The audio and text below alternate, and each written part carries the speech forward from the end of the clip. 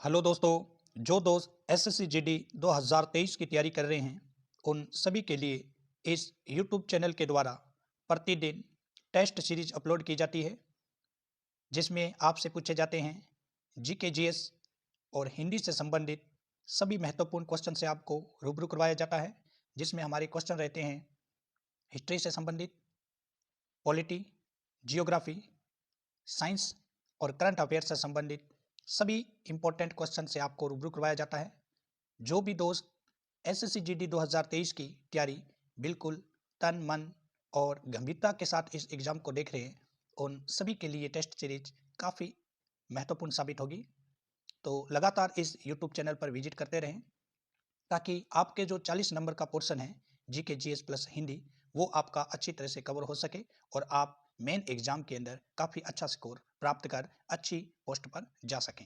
यही हमारा लक्ष्य है और हम आपके साथ हैं और आप भी हमारे साथ बने रहें। लगातार जो भी टेस्ट सीरीज आती है उसको विजिट करें और कमेंट में ज़रूर लिखें कि आपके कितने सही हो रहे हैं, ताकि आपको भी पता चले कि आपकी तैयारी कहाँ पे चल रही है। तो आज के सेशन को करते हैं शुरू। आज दोस्तों जो हमारा फोकस रहेगा मेन, वो रहेगा अक्टूबर 2023 के करंट अफेयर को लेके। अक्टूबर 2023 के करंट के जितने भी महत्वपूर्ण क्वेश्चन बन सकते हैं वो आपके सामने इस टेस्ट सीरीज के द्वारा आपके सामने रूबरू करवाए जाएंगे। तो एक बार सोशल मीडिया पर अपने जो भी फ्रेंड सर्किल है जो एसएससी जीडी की तैयारी कर रहे हैं उनको ये वीडियो शेयर करें, ताकि सभी को इसका फायदा हो सके। और अभी तक चैनल को सब्सक्राइब नहीं किया तो सब्सक्राइब और बेल के प्रेस को जरूर नोट कर लें, ताकि सबसे पहले नोटिफिकेशन आपको मिल सके। चलो दोस्तों, पहला क्वेश्चन करते हैं शुरू। पहला क्वेश्चन स्क्रीन पे है, डब्ल्यूएचओ की दक्षिण पूर्वी एशियाई क्षेत्र की रीजनल डायरेक्टर कौन चुनी गई है। हाल ही के अंदर ये जो दक्षिण पूर्व एशियाई क्षेत्र है इसकी रीजनल डायरेक्टर चुनी गई है डब्ल्यूएचओ की। क्या वो डॉक्टर शंभू आचार्य है, या साइमा वाजेद है, या रंजूसा मेनन है, या हर्षवर्धन है। तो ये चुनी गई है साइमा वाजेद। साइमा वाजेद इसका सही आंसर है। 1 फरवरी 2024 से ये पद ग्रहण करेगी। और डब्ल्यूएचओ के महानिदेशक वर्तमान में कौन है? टेड्रोस अधानोम घेब्रियस, और इसका मुख्यालय है स्विट्जरलैंड के अंदर जिनेवा में। ठीक है ना। तो ये कुछ इंपॉर्टेंट स्टेटमेंट है डब्ल्यूएचओ के बारे में, कुछ इफेक्ट है जो आपको ध्यान रखने हैं। अभी इसने पद ग्रहण नहीं किया है, फरवरी 2024 से ये पद ग्रहण करेगी साइमा वाजेद। नेक्स्ट क्वेश्चन है स्क्रीन पे, वैश्विक शिक्षक पुरस्कार 2023 के भारतीय विजेता का नाम बताइए। भारत के लिए काफ़ी गर्व की बात है ये कि विश्व के अंदर भारतीय शिक्षक को 2023 का विजेता घोषित किया गया है। क्या वो राकेश परमार है, वीरेंद्र वर्मा है, दीप नारायण नाइक है, या राजेंद्र महतो है। तो इसका सही आंसर रहेगा दीप नारायण नाइक, जो वैश्विक शिक्षक पुरस्कार 2023 से सम्मानित हुए हैं। कहाँ के ये हैं पश्चिम बंगाल के आइसनसोल प्राइमरी स्कूल टीचर हैं। कोविड-19 लॉकडाउन के दौरान शिक्षा में उनके असाधारण प्रयासों के लिए उन्हें टीचर ऑफ द स्टेट की उपाधि भी मिली थी। तो ये पश्चिम बंगाल के दीप नारायण नाइक आपके लिए काफ़ी इंपॉर्टेंट नाम हो सकता है। नेक्स्ट क्वेश्चन है स्क्रीन पर, यूएनओ महासचिव द्वारा घोषित ग्लोबल एआई का मतलब क्या होता है दोस्तों? Artificial intelligence multi stakeholder advisory body में इनमें से कौन भारतीय शामिल हैं? तो आपको बताना है एआई जो artificial intelligence multi stakeholder advisory body है, इसमें कौन से भारतीय शामिल हुए हैं? अमनदीप सिंह गिल, शरद शर्मा और नाजनीन रजनी। तो ये सभी लोग इसके अंदर शामिल हुए हैं, चाहे अमनदीप सिंह गिल की बात करें, शरद शर्मा की बात करें, नाजनीन रजनी की बात करें। क्या होता है ये निकाय? तो ये निकाय एआई की चुनौतियां और उसके बेहतर उपयोग से अंतर्राष्ट्रीय सहयोग को मजबूत करने के लिए सलाह देता है, यूएन महासचिव द्वारा, जो एआई आर्टिफिशियल इंटेलिजेंसी है। उसके बाद नेक्स्ट क्वेश्चन आपके सामने, किस महापुरुष की जयंती पर 31 अक्टूबर को राष्ट्रीय एकता दिवस मनाते हैं? तो दोस्तों नाम से ही पता चल रहा है एकता, एकता का मतलब रहता है एक सूत्र में बांधने का। ऐसा कौन सा राजनेता था नेशनल मूवमेंट में जो एकता में बांधने की कोशिश कर रहा था? तो वो एक ही राजनेता है, सरदार वल्लभ भाई पटेल, जिसने सभी रियासतों को एक किया था। तो उसी की जयंती हम 31 अक्टूबर को मनाते हैं। सरदार वल्लभ भाई पटेल, जिसको भारत के लौह पुरुष के नाम से जानते हैं, वह सरदार वल्लभ भाई पटेल की जयंती को चिन्हित करने के लिए 2014 से हर साल 31 अक्टूबर को राष्ट्रीय एकता दिवस घोषित किया गया है। वर्ष 2023 में स्वतंत्रता सेनानी वल्लभ भाई पटेल की 147वीं जयंती थी ये। सरदार वल्लभ भाई पटेल ने 565 रियासतों को भारत में विलय करने में बड़ी भूमिका निभाई थी। तो 147वीं ये जयंती हमने मनाई है। नेक्स्ट क्वेश्चन आपके सामने, 54वें अंतर्राष्ट्रीय फिल्म महोत्सव के अंतर्राष्ट्रीय जूरी का प्रमुख किसे बनाया गया है? तो ये शेखर कपूर को बनाया गया। 54वें अंतर्राष्ट्रीय फिल्म महोत्सव का अंतर्राष्ट्रीय जूरी में किसे प्रमुख बनाया गया? शेखर कपूर को। नेक्स्ट क्वेश्चन है, यूनेस्को ने भारत का पहला साहित्य का शहर किसे घोषित किया है? काफी अच्छा क्वेश्चन है। यूनेस्को ने भारत का पहला साहित्य का शहर ग्वालियर, आगरा, नेक्स्ट ऑप्शन है इसके, तो यहाँ देख सकते हैं नेक्स्ट ऑप्शन ये कोझिकोड या दिल्ली। तो यूनेस्को ने हाल ही के अंदर जो भारत का साहित्य शहर घोषित किया है, साहित्य के क्षेत्र में अच्छा जो वर्क कर रहा है वो कोझिकोड है। और कोझिकोड दोस्तों कहाँ पड़ता है? केरला का ये शहर है। इसको ये खिताब हासिल करने वाला ये इंडिया का पहला शहर बना है कोझिकोड, काफी इंपॉर्टेंट नाम है। यूनेस्को ने भारत का पहला साहित्य शहर किसे घोषित किया है? तो अब देखो यहाँ थोड़ी सी आपको डाउट रह सकती है। अगर शहर की बात करें तो यूनेस्को ने कोझिकोड को भी घोषित कर रखा है। जब कोझिकोड ऑप्शन में नहीं है, वाराणसी, ग्वालियर, पटना, जबलपुर है, तो यहाँ ग्वालियर आंसर रहेगा। आई बात दोस्तों समझ में क्या? जब कोझिकोड का नाम है तो कोझिकोड है, कई बार कोझिकोड का नाम नहीं है तो ग्वालियर को भी घोषित कर रखा है, ये आपको बिल्कुल ध्यान रखना है। नेक्स्ट क्वेश्चन है दोस्तों स्क्रीन पे, विश्व शाकाहारी दिवस कब मनाया जाता है? 1 नवंबर को, 2 नवंबर, 3 या 4? तो विश्व शाकाहारी दिवस की स्थापना मैं बता दूं सबसे पहले 1977 में उत्तरी अमेरिका शाकाहारी सोसाइटी द्वारा की गई थी। ये क्वेश्चन मैं आपके लिए छोड़ रहा हूं, आप जरूर कमेंट में मुझे बताएं कि विश्व शाकाहारी दिवस कब मनाया जाता है, ताकि आपकी भी तैयारी का मुझे थोड़ा सा आइडिया लगे। 8 नंबर क्वेश्चन का दोस्तों आपको कमेंट में जरूर आंसर टाइप करना है। नेक्स्ट क्वेश्चन है, केरल के एर्नाकुलम में ईसाई धर्म के किस संप्रदाय की प्रार्थना सभा में अक्टूबर 2023 को सीरियल ब्लास्ट हुए थे? तो हाल ही के अंदर केरला की जो ईसाई धर्म की संप्रदाय की प्रार्थना सभा हो रही थी, वहाँ पर सीरियल ब्लास्ट हुए थे प्रोटेस्ट के कारण, यहो विटनेसेस या रोमन कैथोलिक या इनमें से कोई नहीं। तो यहो विटनेस के कारण ये हुए थे। यहो विटनेस क्रिएशियस का एक अल्पसंख्यक समुदाय है। इस संप्रदाय की उत्पत्ति 1870 के दशक में अमेरिकी पादरी चार्ल्स टेज रेसेल द्वारा शुरू की गई थी और बाइबिल छात्र आंदोलन से ये हुआ था। तो ब्लास्ट का कारण क्या था? यहो विटनेसेस। It's okay. और कहाँ हुआ? केरला के एर्नाकुलम के अंदर। नेक्स्ट है दोस्तों स्क्रीन पे क्वेश्चन, किस राज्य सरकार ने बुजुर्ग पेड़ों के लिए प्राणवायु देवता पेंशन योजना शुरू की है? जिस प्रकार जो भारतीय बुजुर्ग है उनके लिए पेंशन योजना शुरू होती है, उसी प्रकार पेड़ों, जो पेड़ बुजुर्ग है और कौन से पेड़ बुजुर्ग माने जाएंगे ये भी बताएंगे, इनके लिए पेंशन योजना शुरू की गई है। तो बुजुर्ग पेड़ों के लिए क्या बिहार, उत्तर प्रदेश, हरियाणा, मध्य प्रदेश? तो ये योजना हरियाणा सरकार के द्वारा जारी की गई। ये योजना 75 वर्ष या उससे अधिक उम्र के पेड़ों के लिए है। मौजूद बुजुर्ग पेड़ों का रख रखाव और देखभाल के लिए 2750 रुपये प्रति वर्ष की पेंशन दी जाएगी। जो भी व्यक्ति बुजुर्ग पेड़ों का रख रखाव करेगा या उनकी देखभाल करेगा, उनको 2750 रुपये प्रति माह दिया जाएगा, सॉरी प्रति वर्ष दिया जाएगा, ठीक है ना, पेंशन के रूप में। नेक्स्ट है, विश्व बचत दिवस कब मनाया जाता है? सेविंग, हम सब सेविंग करते हैं, जो भी हमारा इनकम होता है उसमें से हम कुछ बचाने की जरूर कोशिश करते हैं। चाहे हम 1000 रुपये कमा रहे तो भी हमारा ये टारगेट होता है कि हम 200-300 प्रति माह बचा पाएँ। तो ये सेविंग दिवस होता है। हम 30 अक्टूबर को प्रतिवर्ष सेविंग डे मनाते हैं, ताकि सभी जनता को ये समझाया जा सके कि सेविंग कितना इम्पोर्टेंट है, ताकि जो भी संकट स्थिति होती है उसमें हम उससे निपट सकें। विश्व शहर दिवस कब मनाते हैं? तो विश्व शहर दिवस जो है ये हम 31 अक्टूबर को मनाते हैं। और इस बार की जो थीम रखी गई है वो है यानी पर्यटन और हरित निवेश। पर्यटन और हरित निवेश, ये इस बार की थीम थी। विश्व शहर दिवस हम 31 अक्टूबर को हर साल मनाते हैं। भारत ने चौथे एशियन पैरा गेम्स 2022 जो 2023 के अंदर आयोजित हुआ था, कुल कितने मेडल जीते? ठीक है ना। तो जब भी भारत का एशियन गेम्स होता है, चाहे वो एशियन गेम्स हो चाहे पैरा गेम्स हो, दोस्तों आपको क्या पता है कि पैरा गेम्स क्या होते हैं? पैरा गेम्स का मतलब होते हैं कि जो भी ऐसे खिलाड़ी जो जिनमें शरीर में किसी प्रकार का विकार होता है, विकलांगता होती है, वो खिलाड़ी जब खेलते हैं तो उसको पैरा गेम्स के अंदर रखा जाता है। तो भारत ने पैरा गेम्स 2022 का ये संस्करण था जो 2023 में आयोजित हुआ। इसमें 111 भारत ने टोटल मेडल जीते हैं। 111 में से अगर देखें तो गोल्ड कितने जीते हैं? 29 जीते हैं। सिल्वर कितने जीते हैं? 31। और ब्रॉन्ज कितने जीते हैं? 51 जीते हैं। इट्स ओके, बात रह जाएगी। और पहले स्थान पर कौन रहा है? चाइना रहा है, जिसने 200 टोटल 521 मेडल जीते। भारत ने 121 मेडल जीते हैं, सॉरी भारत ने 111 मेडल जीते हैं, जिसके अंदर 29 गोल्ड है और सिल्वर कितने? 31 और ब्रॉन्ज कितने? 51। जबकि चीन एशियन पैरा गेम्स के अंदर नंबर 1 पर रहा है, जिसने टोटल 521 मेडल जीते हैं। ये आपको थोड़ा ध्यान रखना है। नेक्स्ट चलते हैं क्वेश्चन नंबर आगे की ओर। अगर आप जानना चाहते हैं कि भारत ने क्या कुछ किया है, तो भारत जो है इस गेम्स के अंदर 5वें स्थान पर रहा है। ठीक है ना। पैरा गेम्स 2022 जो 2023 में आयोजित हुआ, इसमें भारत 5वें स्थान पर रहा है और चाइना नंबर 1 पर है। चाइना ने 521 मेडल जीते हैं, इंडिया ने 111 मेडल जीते हैं।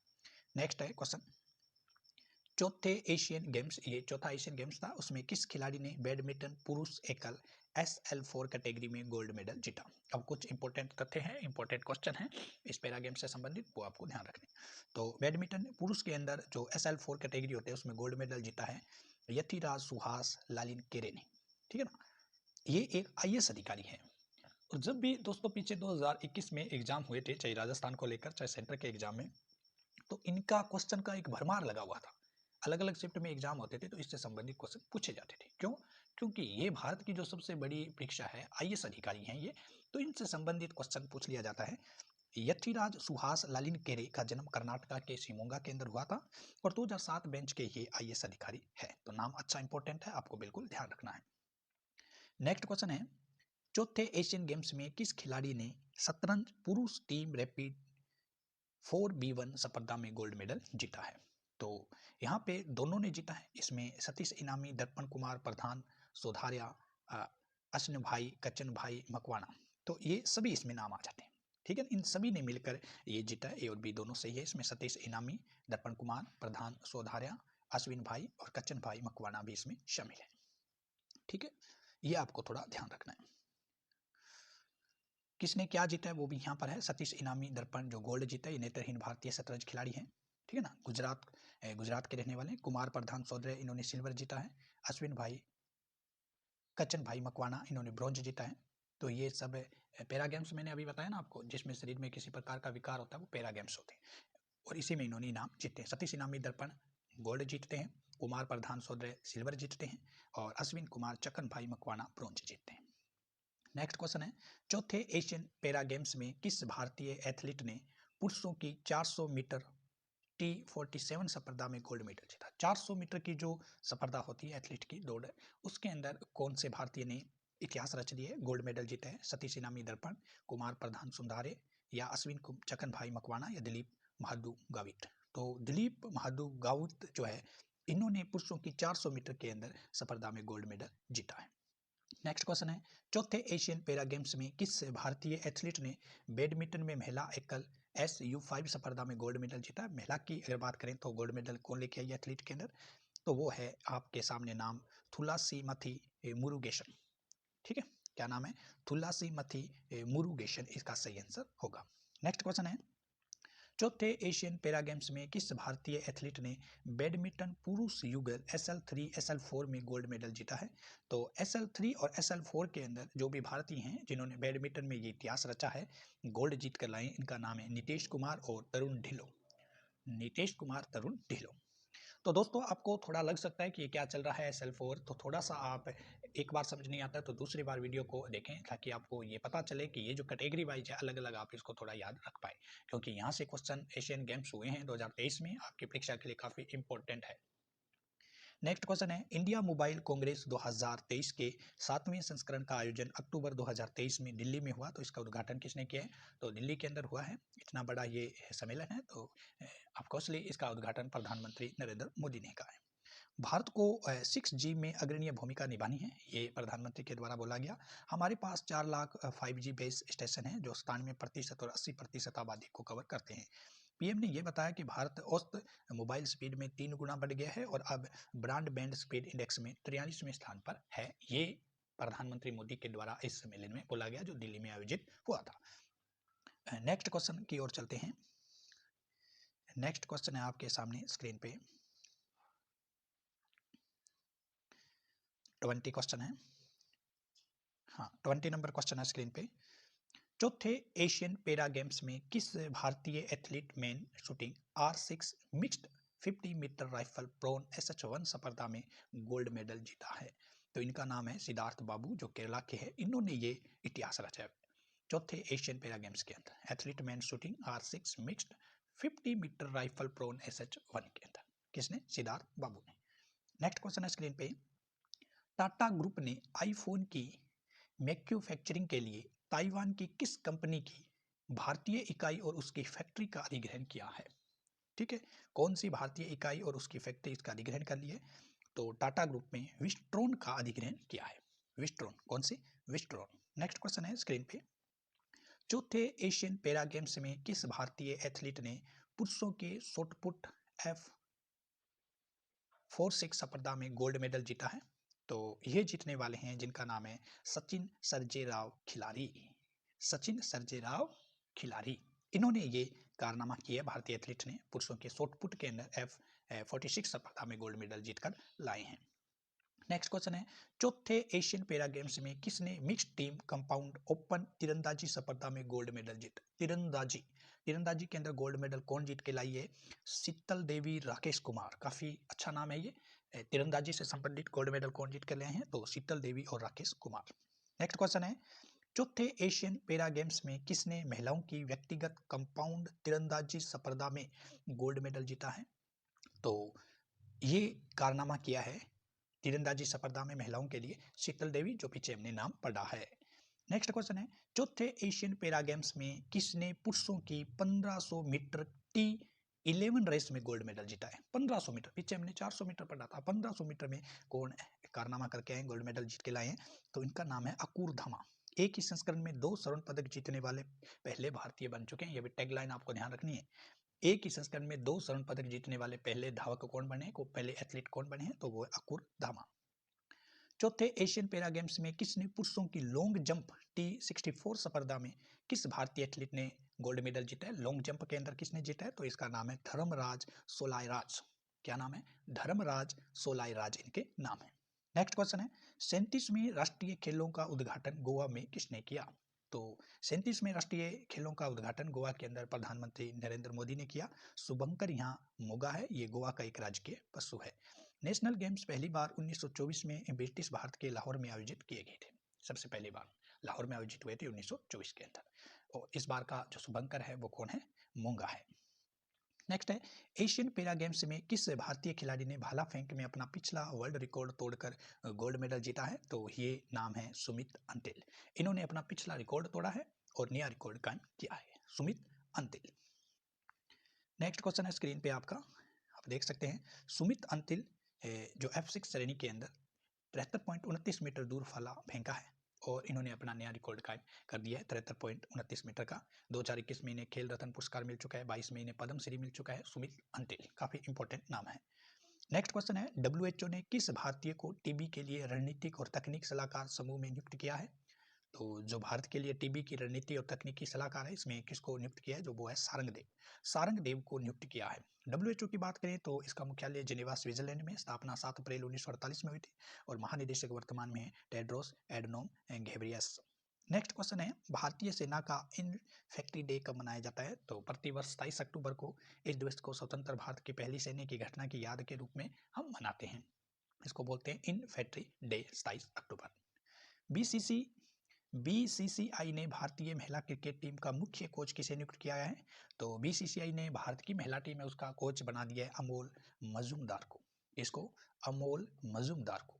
नेक्स्ट है, भारत ने किस वर्ष तक अंतरिक्ष में खुद का स्पेस स्टेशन बनाने का लक्ष्य रखा है?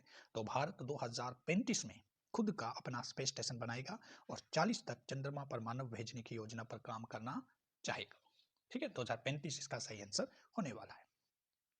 उत्तर प्रदेश के सीएम ने किस मिशन के तहत नई 51 बसों को हरी झंडी दिखाकर, जिसके ड्राइवर और कंडक्टर महिलाएं हैं, तो जो नई बसें चलाई है उत्तर प्रदेश के सीएम ने, तो वो कौन सी योजना है? तो योजना है मिशन महिला सारथी, मिशन महिला सारथी।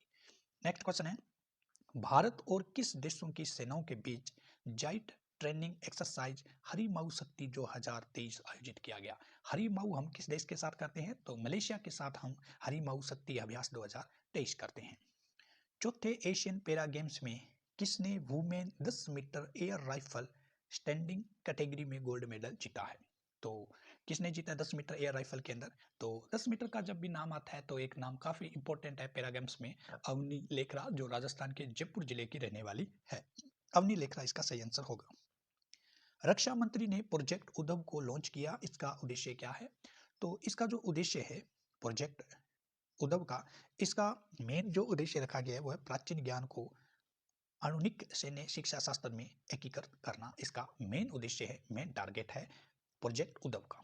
प्राचीन ज्ञान को आणविक सैन्य शिक्षा शास्त्र में एकीकृत करना। नेक्स्ट क्वेश्चन है, किस प्रोजेक्ट के तहत निर्मित stealth guided missile destroyer Imphal Indian navy को सौंपा गया है? जो stealth guided missile Indian navy को सौंपा गया है तो वो किस प्रोजेक्ट के तहत सौंपा गया है? तो प्रोजेक्ट में हम देखते हैं कि कौन सा वो प्रोजेक्ट है जिसके तहत ये कारनामा किया गया है कि इनको सौंपा गया है। तो project 75, project 17A, project 15A और प्रोजेक्ट 15B। तो project 15B stealth guided missile destroyer Imphal का निर्माण मंझगांव शिप बिल्डिंग लिमिटेड ने किया है। ये मंझगांव शिप लिमिटेड ने इसका निर्माण किया है। 15B के तहत इसको नेवी को सौंपा गया है। नेक्स्ट है, अरब सागर में बना चक्रवात तेज किस देशों से टकराया है? तो ये यमन, इस चक्रवात का नाम भारत ने रखा है। तेज जो नाम है वो भारत ने रखा है और ये कहाँ टकराया था? यमन से टकराया था। बंगाल की खाड़ी में बने चक्रवात का नाम हामुन किस देश ने रखा है? तो हामुन इसका निर्माण जो है ईरान ने इसका नाम रखा है। हिंद महासागर क्षेत्र में 13 देश चक्रवाती तूफानों का नाम तय करते हैं। इन देशों में Bharat, Pakistan, Sri Lanka, Bangladesh, Maldives, Myanmar, Oman, Thailand, Iran, Qatar, Saudi Arab, UAE, Yemen शामिल होते हैं। तो इसका जो हामुन नाम है वो किसने रखा है? ईरान इसका सही आंसर होगा। नेक्स्ट है, अंतर्राष्ट्रीय हकलाना जागरूकता दिवस कब मनाते हैं? जो भी व्यक्ति आप देखते हैं हकलाकर बोलते हैं और उनकी जो आवाज़ है उसमें थोड़ा गड़गड़ाहट सी पैदा होती है, वो सही उच्चारण कर नहीं पाते हैं, उनको जागरूक करने के लिए प्रत्येक व्यक्ति को उनके प्रति इस प्रकार का दुराचार व्यवहार ना कर पाए, उनकी हंसी मजाक नहीं उड़ा सके, उनको जागरूक कर पाए, इसके लिए हम 22 अक्टूबर को अंतर्राष्ट्रीय हकलाना दिवस जागरूकता दिवस मनाते हैं। इस बार की जो थीम रखी गई है वो है one size does not fit all. क्या रखी गई है? One size does not fit all इस बार की थीम है। पश्चिम बंगाल के राज्यपाल ने दुर्गा भारत सम्मान किसे दिया है? तो पश्चिम बंगाल के ये जो राज्यपाल है उसने दुर्गा भारत सम्मान इस बार पंडित आचार्य चक्रवर्ती, विश्व भारती शांति निकेतन, इसरो का चंद्रयान टीम और Godrej ship builders and engineers, इन सभी को पश्चिम बंगाल के राज्यपाल ने दुर्गा भारत सम्मान दिया है। नेक्स्ट है, अंतर्राष्ट्रीय हिम तेंदुआ दिवस कब मनाते हैं? तो ये हम 23 अक्टूबर को मनाते हैं हिम तेंदुआ दिवस। तेंदुआ लद्दाख और हिमाचल प्रदेश का राजकीय पशु है। विश्व पोलियो दिवस कब मनाते हैं? तो विश्व पोलियो दिवस हम प्रति 24 अक्टूबर को मनाते हैं। विश्व दिवस जोनास सालक के जन्मदिन के उपलक्ष्य में ये मनाया जाता है। अगस्त 2020 तक के आंकड़ों के अनुसार अब अफगानिस्तान केवल 2 ही राष्ट्र है जहाँ पोलियो वायरस बना हुआ है। ठीक है ना, अफगानिस्तान के अंदर अभी भी पोलियो वायरस बना हुआ है। इसके जो जनक माने जाते हैं जोनास सालक, उसी की याद में, उसी के जन्मदिन पर हम पोलियो दिवस प्रत्येक साल 24 अक्टूबर को मनाए जाते हैं। नेक्स्ट क्वेश्चन है, इजराइल हमासा जंग के दौरान हमासा ने किस देश की मध्यस्थता के बाद 2 अमेरिकी नागरिकों को रिहा कर दिया? तो कतर की मध्यस्थता के द्वारा इन्होंने क्या किया है? 2 अमेरिकी जो नागरिक है उनको रिहा किया। कतर की राजधानी दोहा है। संयुक्त राष्ट्र विश्व पर्यटन संगठन ने किस भारतीय गांव को दुनिया का सर्वश्रेष्ठ पर्यटन गांव घोषित किया है? काफी इंपॉर्टेंट क्वेश्चन है ये, दोबारा से पढ़ता हूँ आपके लिए। संयुक्त राष्ट्र विश्व पर्यटन संगठन ने किस भारतीय गांव को दुनिया का सर्वश्रेष्ठ पर्यटन गांव घोषित किया है? तो वो है धोरडो। गांव का नाम क्या है? धोरडो जो है ये इंपॉर्टेंट नाम आ जाता है। शांति के क्षेत्र में नोबेल प्राइज 2023 के विजेता का नाम क्या है? तो ये ऑप्शन आपको दे रखे हैं, नरगिस मोहम्मदी और एडम पटापोटियन या फिर स्वातो पाबो या एनी हुलियर। तो शांति के क्षेत्र में इस बार का जो नोबेल पुरस्कार मिला है 2023 का, वो नरगिस मोहम्मदी को मिला है। वह ईरान की रहने वाली है। 2015 से जेल में बंद है। ईरान में महिलाओं के उत्पीड़न के खिलाफ उनकी लड़ाई और सभी के लिए मानवाधिकार और स्वतंत्रता को बढ़ावा देने की उनके अभियान के लिए पुरस्कार दिया गया है। नरगिस मोहम्मदी ईरान की है। साहित्य के क्षेत्र में इस बार नोबेल प्राइज किसने जीते हैं? तो नरगिस मोहम्मदी, एडम पेटापोटियन, स्वातो पाबो या जॉन फांसे। तो जॉन फांसे ये नॉर्वे के रहने वाले हैं और उनके अभिनव नाटकों और गद्य के लिए जो अनकही को आवाज़ देते हैं, इसके लिए इनको पुरस्कार दिया गया। दोनों इंपॉर्टेंट हैं। साहित्य के क्षेत्र में किसको मिला इस बार? जॉन फांसे जो नॉर्वे के हैं, और साहित्य के क्षेत्र में किसको मिले? नरगिस मोहम्मदी जो ईरान की है। नेक्स्ट क्वेश्चन है स्क्रीन पे। हाँ, ये हमारे क्वेश्चन हो चुके हैं। हाँ, आगे चलते हैं। 49 क्वेश्चन है। 19वें एशियन गेम्स में किन भारतीय खिलाड़ियों ने पुरुष युगल बैडमिंटन में गोल्ड मेडल जीता है? तो पुरुष युगल के अंदर किसने जीता है? इनका नाम है चिराग शेट्टी और सात्विक साईज रंकी रेड्डी, इन्होंने जीता है। भारतीय खिलाड़ियों ने पुरुष युगल में कौन है? तो चिराग शेट्टी और सात्विक साईराज रंकी रेड्डी। राष्ट्रीय डाक दिवस कब कर मनाते हैं? तो 10 अक्टूबर को प्रति साल हम राष्ट्रीय डाक दिवस मनाते हैं। विश्व मानसिक स्वास्थ्य दिवस कब मनाया जाता है? 10 अक्टूबर को। इस बार की थीम रखी गई है मानसिक स्वास्थ्य एक सार्वभौमिक मानव अधिकार है। मानव अधिकार है हमारा, मानसिक स्वास्थ्य बिल्कुल सही होना जरूरी है और इसके लिए अलग अलग प्रकार के जो नियम रेगुलेशन बने हैं उसका हम पालन करेंगे तो ये हमारा मानसिक स्वास्थ्य सही रह पाएगा। विश्व डाक दिवस कब मनाए जाते हैं? 9 अक्टूबर को। अब देखो यहाँ दोनों में आपको डिफरेंस, राष्ट्रीय डाक दिवस हम 10 अक्टूबर को मनाते हैं और विश्व डाक दिवस हम 9 अक्टूबर को मनाते हैं। विश्व डाक दिवस 9 अक्टूबर, राष्ट्रीय डाक दिवस 10 अक्टूबर। वायुसेना दिवस कब मनाते हैं? तो 8 अक्टूबर को हम वायुसेना दिवस मनाते हैं। इंडियन एयरफोर्स के झंडे में 72 वर्ष बाद बदलाव किया गया, इस झंडे में नाम क्या है इसका? तो अशोक स्तंभ, हिमालय ईगल, आदर्श वाक्य, उपरोक्त सभी। इसमें जो 72 साल के बाद बदलाव किया है इसमें अशोक स्तंभ भी है, हिमालय ईगल भी है और आदर्श वाक्य भी, उपरोक्त सभी इसका सही आंसर होगा। विश्व पर्यावास दिवस कब मनाया जाता है? अक्टूबर का दूसरे सोमवार को, अक्टूबर के आखिरी सोमवार को, अक्टूबर के पहले सोमवार को या फिर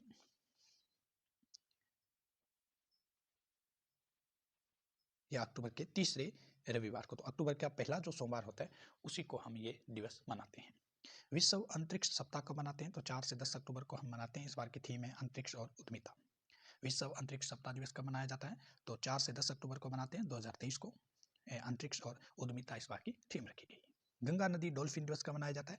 5 अक्टूबर को मनाते हैं। ये राष्ट्रीय जल है, जीव है गंगा डॉल्फिन और ये 5 अक्टूबर को हम मनाते हैं।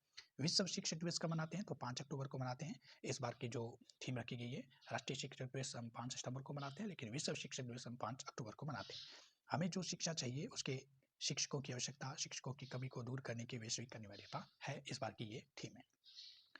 चीन के किस शहर में 19वीं एशियाई खेलों का आयोजन हुआ है? तो वो हुआ है, कहाँ हुआ है? बीजिंग, झांगझाऊ, चेंडू और नानजिंग। तो ये जो क्वेश्चन है आपको जरूर कमेंट करना है।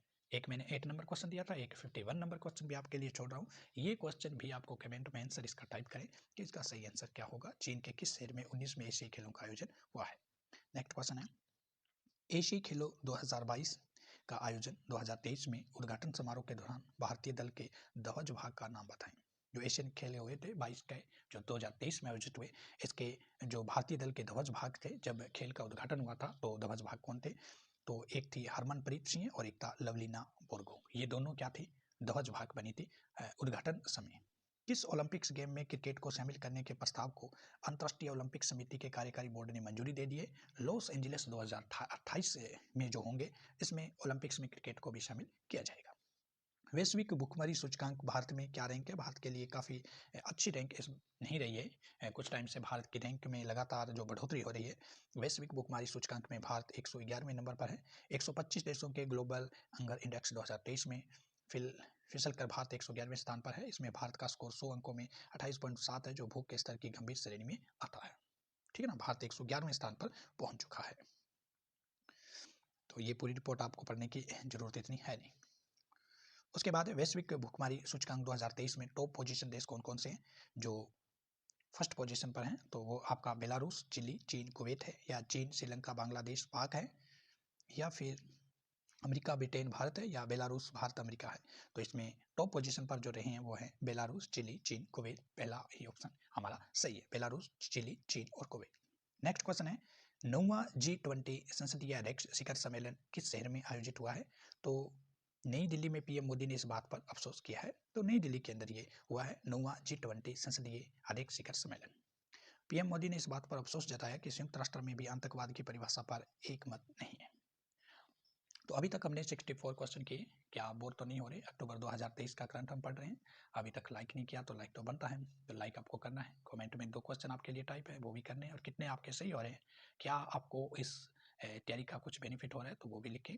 वीडियो में आवाज़ सही प्रकार आपके कानों तक पहुँच रही है या नहीं वो भी आप बताएँ।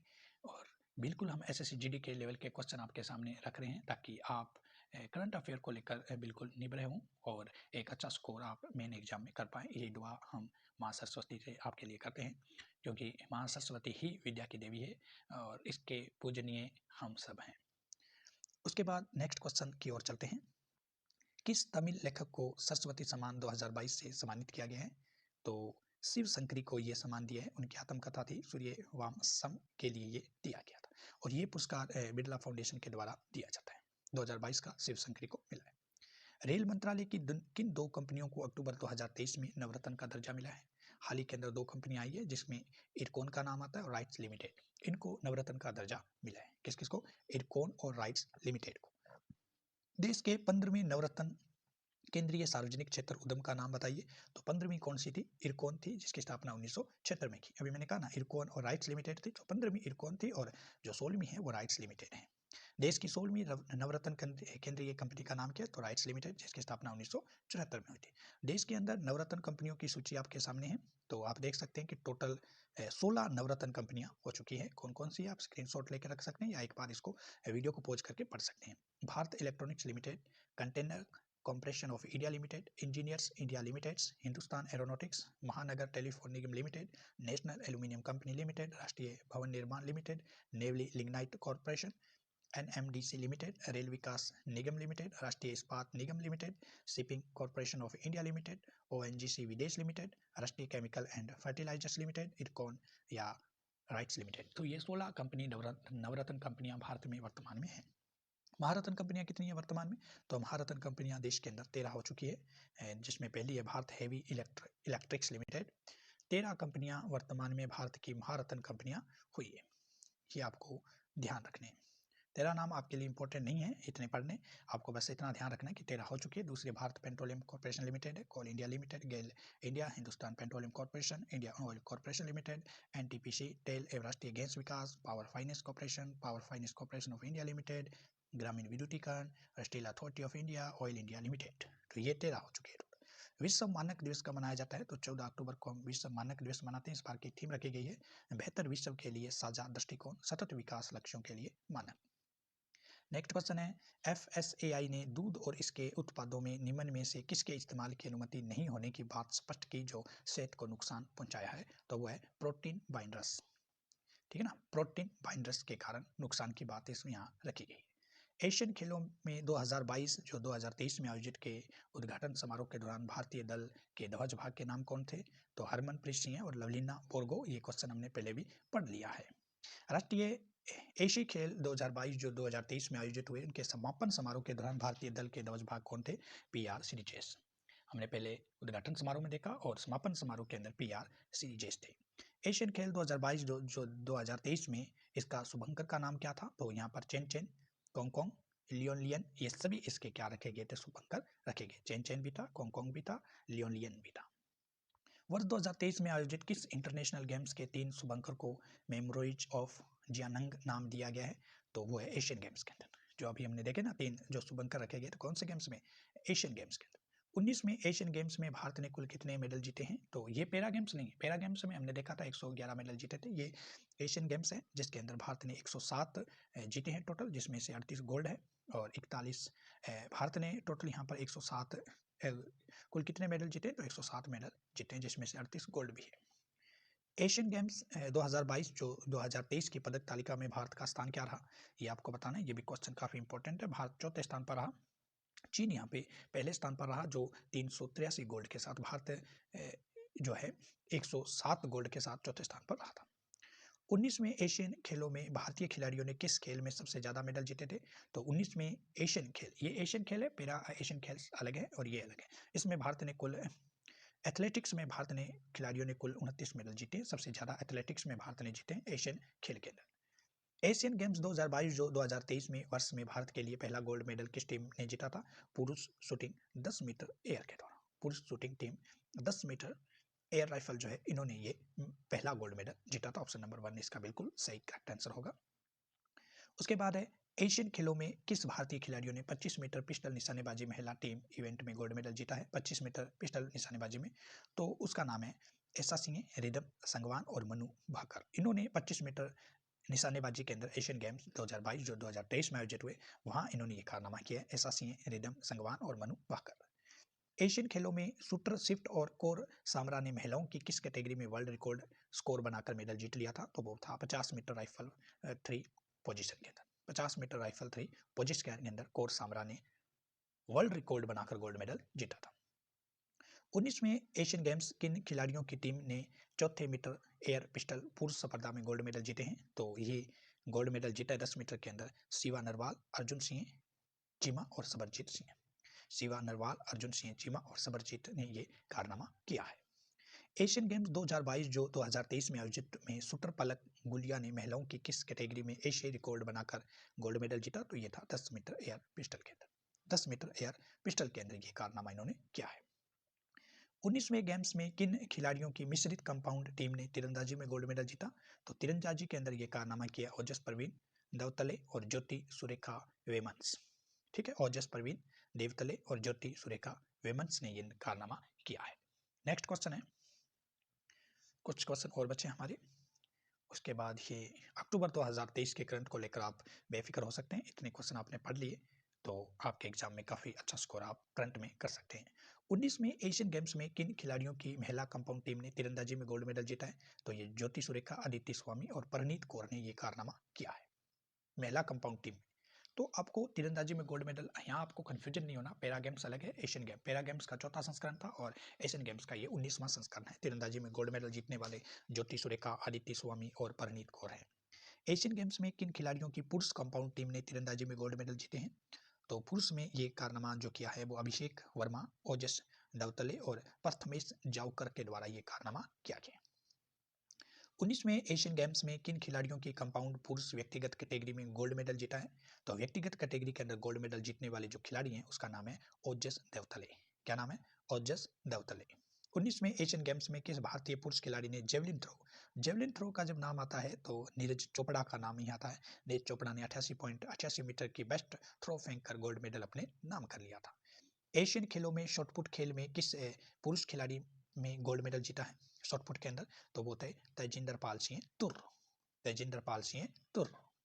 धावक पारुल चौधरी ने एशियन गेम्स में महिलाओं की किस कैटेगरी में गोल्ड मेडल जीता है?